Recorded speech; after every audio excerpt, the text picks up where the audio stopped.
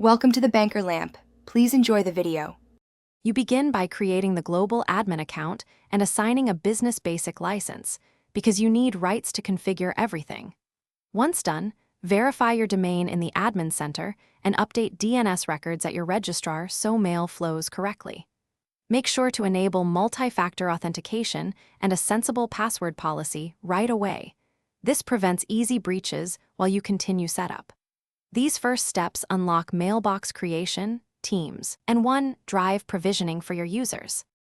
Next, add users one by one or import a CSV to save time.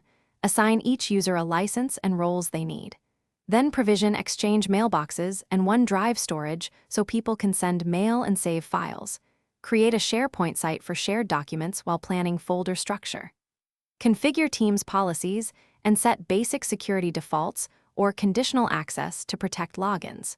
Take short tests with a pilot user to confirm mail, OneDrive sync, and Teams calls work as expected. Finally, deploy Office apps or instruct users to use web apps if you prefer a lightweight rollout. Use Intune for managed installations. Once apps are available, run a short training session that covers mail, Teams meetings, and OneDrive syncing so people adopt practices that reduce support tickets. Monitor the admin center for licensing, service health, and sign-in issues.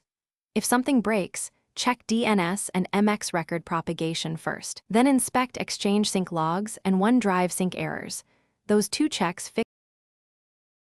Thanks for watching. If this was helpful, leave a like and consider subscribing. See you next time.